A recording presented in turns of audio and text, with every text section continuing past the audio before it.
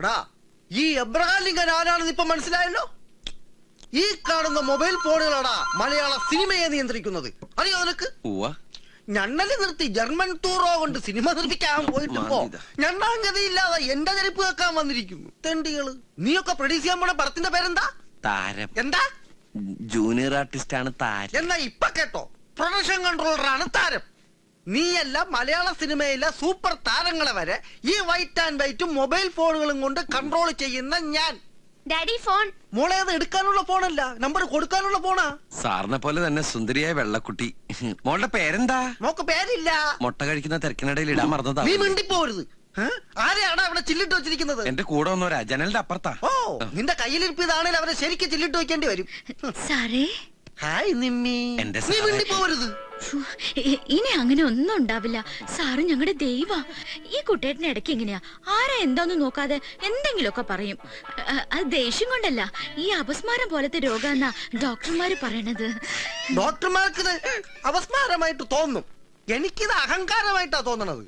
ഈ അഹങ്കാരവും ഗൂർക്കമ്പലിയും ദൂരെ നിന്ന് നോക്കിയാൽ മനസ്സിലാവത്തില്ല, അടുത്തിടെ പഴകുമ്പോഴേ മനസ്സിലാവൂ. പാൽക്കഞ്ഞി കൽക്കണ്ട വിട്ടോടി. അത് പ്രത്യേകിച്ച് പറയണോ ഇച്ചായ?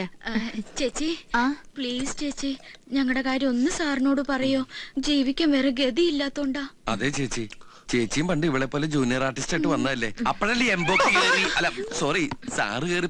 മതി മതി, ഞങ്ങൾ പ്രേമിച്ചതും കല്യാണം കഴിച്ചതും അത് ഇനി നീ ഇവിടെ വിളമ്പി സുഖിപ്പിക്കണ്ട. നീ പോയ താടകട കാല് വീടി. ചേച്ചി പ്ലീസ് ചേച്ചി, ഞങ്ങൾ കയ്യോടെ. എന്താ കുട്ടി കാണിക്കുന്നത്? പ്ലീസ് ഇച്ചയ, ഈ പ്രാവശ്യത്തേക്ക് മാപ്പ് കൊടുത്തേക്ക്. ഇനി അവരങ്ങനൊന്നും ചെയ്യില്ല. ഇവറ്റകൾക്ക് മാപ്പ് കൊടുക്കണോ സോപ്പ് കൊടുക്കണോ ഞാൻ തീരുമാനിക്കും. ഈ പ്രൊഡക്ഷൻ കൺട്രോളർ എബ്രഹാം ലിങ്കൻ തീരുമാനിക്കും. മനസ്സിലായോടി? മനുഷ്യ, കൺട്രോളിംഗ് കൊണ്ട് എന്റെ അടുത്ത് കുറച്ച് ചാടിയാലുണ്ടല്ലോ. ഈ ആരോഗ്യം വെച്ച് നിങ്ങളുടെ കൺട്രോളിംഗ് എന്താണെന്ന് എനിക്ക് നന്നായിട്ട് അറിയാം. ഇതുപോലുള്ള കൺട്രോളിംഗ് ഒക്കെ അങ്ങ് ലൊക്കേഷനിൽ മതി. ഇവിടെ കൺട്രോൾ ചെയ്യണതേ ഞാനാ. ഞാനാ പറയുന്നത്. നാളെ തന്നെ ഇവരെല്ലാരും തിരിച്ചെടുത്തരും. അത് ഞാൻ നിന്റെ അടുത്ത് അങ്ങോട്ട് പറയാൻ വരെയായിരുന്നു. മതി ചലച്ചത്. നിങ്ങൾ എല്ലാവരും നേരെ ലൊക്കേഷനിലേക്ക് ചെല്ല്. ജോലിയും കൂലിയും ഒക്കെ അവിടെ കാണും. താങ്ക് യു ചേച്ചി. ചേച്ചിയാണ് മലയാള സിനിമയുടെ ഐശ്വര്യത്തിന്റെ ചേച്ചി. എവിടെ ചേച്ചി ലൊക്കേഷൻ? ലൊക്കേഷൻ പറഞ്ഞു കൊടുക്കും മനുഷ്യ. പൊട്ടിത്തെറി. പൊട്ടിത്തെറിയാ? അതെ, മാർക്കറ്റിലെ പൊട്ടിത്തെറി. Final rehearsal and take. Baburaj, gypsy correct ആയിട്ട് ഓടിച്ച് പമ്പിനുള്ളിലേക്ക് വരണം. പമ്പിലേക്ക് ജിപ്സി കയറുന്നതും ബ്ലാസ്റ്റ് നടക്കണം. ബ്ലാസ്റ്റിനോടൊപ്പം ക്രൗഡ് ചിതറി ഓടണം. ആക്ഷന് തന്നെ crane up. Okay, get ready. Akash ഇവിടെ തന്നെ ഇരിക്കണം കേട്ടോ. ചേച്ചി ഈ ഷോട്ട് കഴിഞ്ഞ് ഇപ്പൊ വരാം. മോൻ ഒരു പ്രശ്നം ഉണ്ടാക്കരുതേ.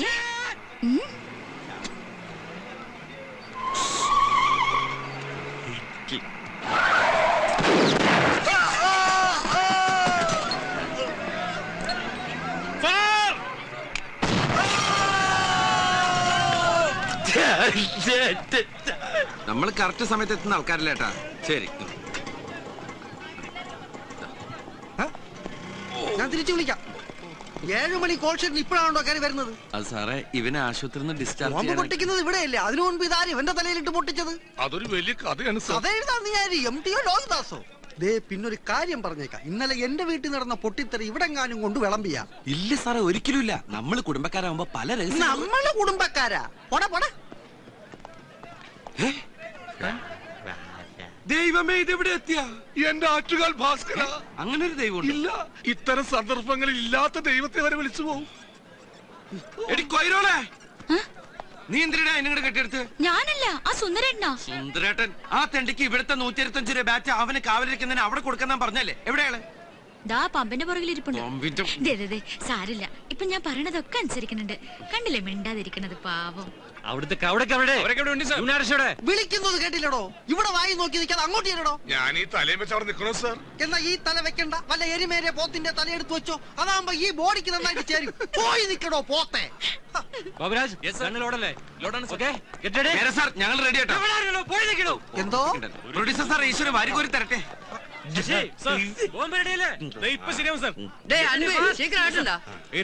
என்ன சேஷனா எல்லாம் ரெடி இல்ல? எல்லாம் ரெடியானா? 3 സ്ഥലത്തും പെട്രോൾ ബോംബ് വെച്ചിருக்கு. 2 ക്യാമറയാ. ஆமா, எல்லாம் கரெக்ட்டா வெச்சிருக்கு. சுவிட்ச் போட்டா போதும், வெடிச்சிடும் சார். டேய், என்னடா பண்ண போற? ஐயோ!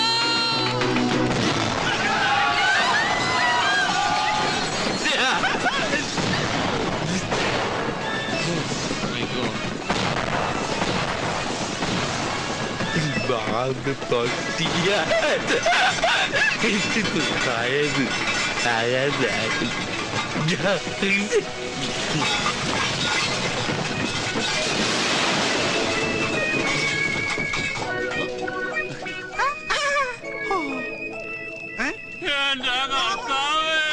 എന്റെ പ്രൊഡ്യൂസർ സാറേ!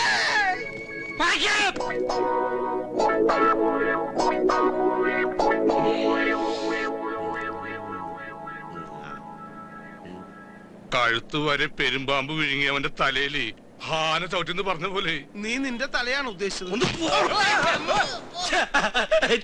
ചിരിക്ക്, അങ്ങനെ നന്നായിട്ട് ചിരിക്ക്. നിന്റെ ഒടുക്കത്തെ ചിരി കാണുമ്പോ എന്റെ പുന്നാരനിയ ഈ ചേട്ടന് കുളിര് പോരുക. മോനെ ആകാശ, നിന്റെ ഈ ചിരി ഞങ്ങൾക്കൊരു ആവേശമോ? പണിയും പോയി പട്ടിണി എടുക്കുമ്പോ നിന്റെ ഈ ചിരി പുഴുങ്ങി തിന്ന് ഞങ്ങക്ക് വയറ് കിടക്കാല്ലേ? ചിരിക്കടാ, ചിരിക്കടാ. മത എല്ലാരും കൂടി ഒരു മിണ്ടാപ്രാണിയെ കളിയാക്കിയത്. നമ്മളെ പോലെ വകതിരിവുണ്ടായിരുന്നെങ്കിൽ ഇത് ഇങ്ങനെയൊക്കെ ചെയ്യോ? നീ മിണ്ടരുത്. നിന്റെ വകതിരുവാണല്ലോ കട്ടത്. വീട്ടിൽ നിന്ന് സാധനത്തിൽ ലൊക്കേഷൻ കൊണ്ടൊന്നും പോരാ. ഞാൻ നോക്കിയിരുന്നതാ. ആ നേരത്തെ ഷോട്ടിന് വിളിച്ചതുകൊണ്ടാ. കുട്ടേട്ടനുണ്ടായിരുന്നല്ലോ, നോയിക്കൂടായിരുന്നോ?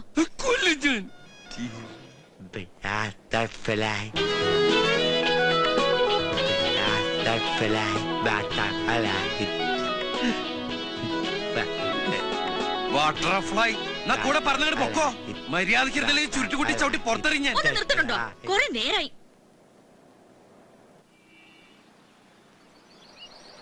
കരിപുരണ്ട ജീവിതങ്ങളൊക്കെ ഇങ്ങോട്ട് ഇറങ്ങും.